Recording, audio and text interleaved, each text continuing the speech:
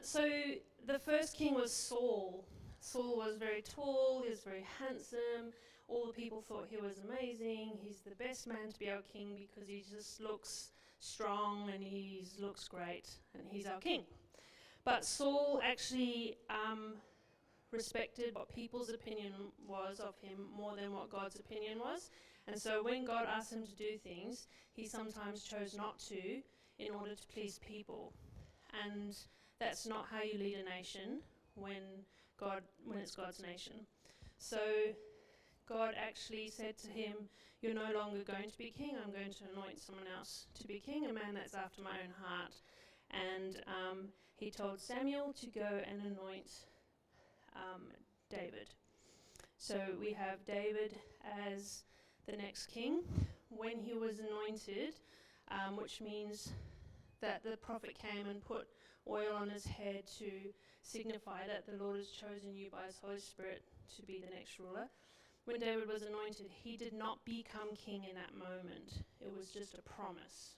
You're going to be the next king. And it was like God saw him through that lens. But Saul was still alive, and David refused to kill Saul in order for himself to be able to become king. He said, when it's God's timing, then that will happen. So the story of David in 1 Samuel and 2 Samuel is a great story to read because he's a man that's really honourable, and then he makes some shocking decisions, and he ends up sleeping with someone else's wife, and then she falls pregnant, and so then he tries to work out, how can I kill the husband so that nobody knows it was me? So it's just like crazy, and he did kill the husband. But when he was confronted and he realized, oh my gosh, I have sinned so badly, he immediately went back to God and repented from his heart. And so a lot of the Psalms that were written by David, you see the honesty of David's heart. He talks about when he's happy, he talks about when he's sad, he talks about when he doesn't know, where are you, God? He talks about when he's angry. And it's beautiful to have language like that in the Bible because a lot of us can identify with that, and you can see, oh, I can talk like this to God. I'm not going to get struck with a lightning bolt. Okay. David was the king of all of Israel, and then he had a son. Well, he had many sons. He had many wives, and he had many sons. And some of the sons killed each other because they were jealous of each other. And then one son tried to become king when David was still alive, which you're not allowed to do. Anyway, it got very messy. But eventually David died, and his son Solomon became king. And Solomon asked God for wisdom, and he became the wisest man in all the world. And he wrote the Proverbs, and he wrote Song of Solomon, he wrote Ecclesiastes, and there's a lot of wisdom there. And then he started marrying women from other nations, and he ended up with more women, and they all had their own idols and their own gods. And so Solomon's heart started to turn away from God and towards just this plurality of gods. And he lost a lot of that wisdom that he had. He ended up with 700 wives and 300 concubines, which is like some kind of prostitute system that they had back then.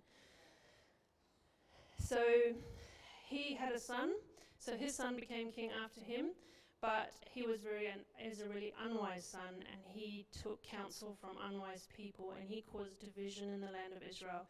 And so under his rule, Israel actually split into two nations. So you have on this map Israel in the north and Judah in the south. And Judah is called Judah because it was mainly the tribal people of Judah that lived in that area. And that's where David and Solomon's lineage came from. So Solomon's son continued to rule in Judah, and the general that fought against him took over the northern half of the country and ruled that, and that became known as Israel. So today when we say Jews, we're talking about people from Judah. That's where the word Jew comes from. So from then on, the kingdom was split into these two nations, and the northern nations I think they only had one king out of all of their kings that had honor towards God. And so the sin in that nation just increased and increased and increased until it needed to come to a time of judgment. And the southern nation of Judah had good kings, bad kings, good kings, bad kings, so it flip-flopped a lot. So the judgment of sin that rose within that nation took a lot longer to happen. So how that looked was, if I look at this slide, the northern kingdom of Israel actually got conquered by the Assyrian Empire. So you can read about the Assyrians in world history. There was a king called Sennacherib, and he conquered Israel in the north. But when he came down to Judah in the south, God protected Judah, and he never conquered Judah. So Judah continued as its own nation, and that was during the time of King Hezekiah. Judah continued and the prophet Isaiah was during that time as well. Judah continued, but Israel was conquered. And what the Assyrians did is they took a lot of the rich, the noble, the wealthy, the intelligent out of the nation of Israel, and they just left some of the poorer people or people that were like looking after vineyards and sheep and things like that. And then they brought in a whole bunch of people from other nations they had conquered. So what they wanted to do was they wanted to bring in and mix the nation of Israel so that it could never be just Israelite ever again. And so those people that were moved there from other nations had other belief systems. And so the nation of Israel began to not have an understanding of God properly anymore. The capital in Israel during that time is Samaria. And so by the time of Jesus, that's where you get the word Samaritan. So the Jews in the south, in the time of Jesus, they hated the Samaritans, and the history was because they saw Samaritans as like half-breeds that allow themselves to believe all kinds of things that are not true and follow other gods, and had grown into a cultural hate towards Samaritans. But Jesus didn't hate the Samaritans. That's why that happened. So Judah continued as its own country until eventually it was conquered by Babylon. So Nebuchadnezzar, he conquered Judah. And this is called the exile. So all the rich and noble and everything else in Judah were also taken out and taken to Babylon. And one of them was Daniel. So the book of Daniel is about a young man who's a teenager. He was taken to Babylon as a captive. But in Babylon, they trained them to be counselors, and they just gave them training, but within Babylon culture, not within Jewish culture. So he was trained within Babylon culture, but he chose to keep his honor of God. And Daniel's my favorite character in the Old Testament, just because of his faithfulness and he just stayed steadfast. And so the Jews were taken to Babylon for about 70 years. They stayed there, and then the Lord released them to be able to go back to their homeland. So during all of those 70 years, Daniel lived in Babylon as a counselor to the kings of Babylon. And after Babylon, the kings of the Medes and Persians, because Babylon was conquered during that time. So Cyrus the Great was one of the kings of Persia, Darius the Mede. So you can read in Daniel some of these kings, and you can find these kings in history.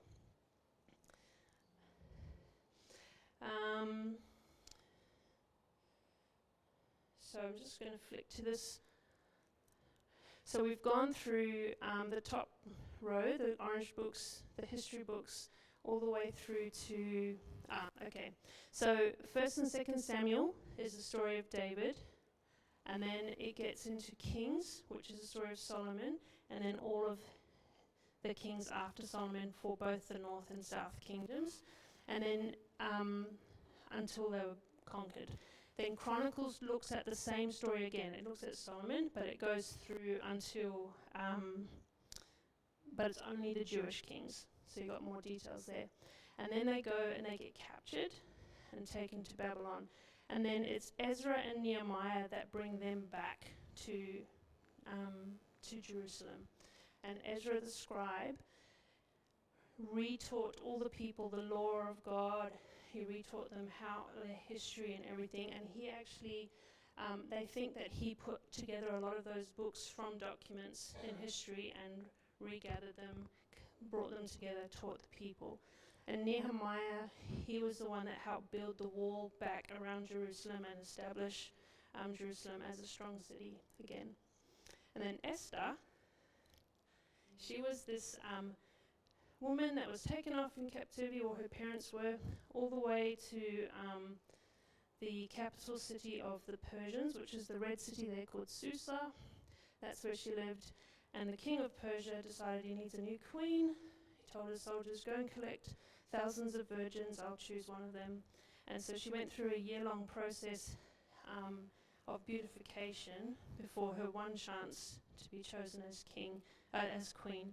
And she won the beauty contest. She became the queen of Persia. But through her, God saved the Jews, because there was a man in Persia, a governor, who wanted to kill all the Jews. They didn't realize that Esther was a Jew. And so when she found out about it, he got in trouble. She saved the Jews. Even today, there's a festival in Israel that honors Esther and what she did for the nation. So her story is pretty cool too. So after that, you've got Job, who lived during the time of Abraham. Those other purple books, which are David and Solomon mostly. And then you've got all these prophets. So I'm just going to flick through some of them really quickly. Prophets were basically men whom God gave words to give to the kings, usually as warnings, sometimes as encouragements, but it was because the nation was heading in a dangerous direction. And so these men put their lives at risk to go and speak to these kings, and there was a queen there as well, because a lot of the times they weren't listened to and they weren't respected. So they are in the Old Testament. So they are in that order: Isaiah, Jeremiah, Lamentation, Ezekiel, in the Old Testament.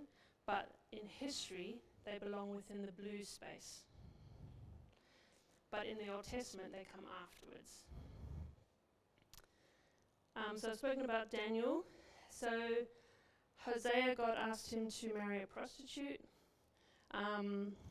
to represent what it feels like for God to be committed to Israel, because Israel treated God as if she just prostituted herself to all these other nations and all these other gods. And so God asked Hosea to marry a prostitute and to live out that reality as a witness to the Israelite people of what they were like.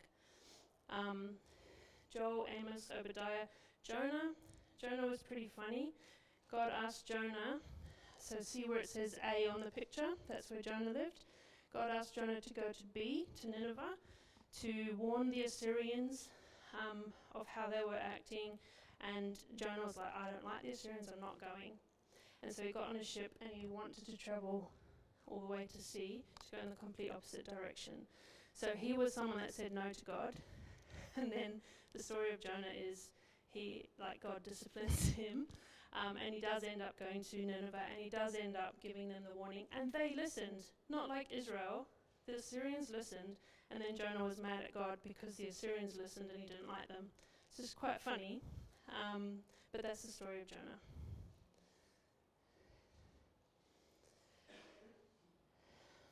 Okay, so we have done everything up to the end of the purple. So you can see the two nations, the north and the south.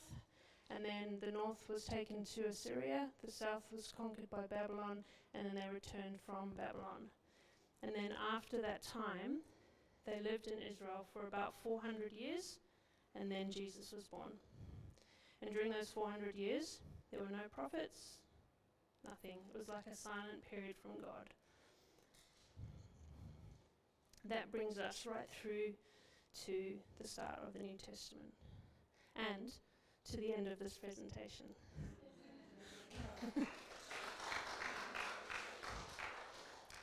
So I did rush through without allowing much question time, but if you've got any questions you want to ask now, you're welcome to, or if you want to stick around after and ask me privately, you're welcome to do that as well. Does anyone want to ask anything in front of everyone? That's fine. Okay, well, thank you so much, everyone. Bless you.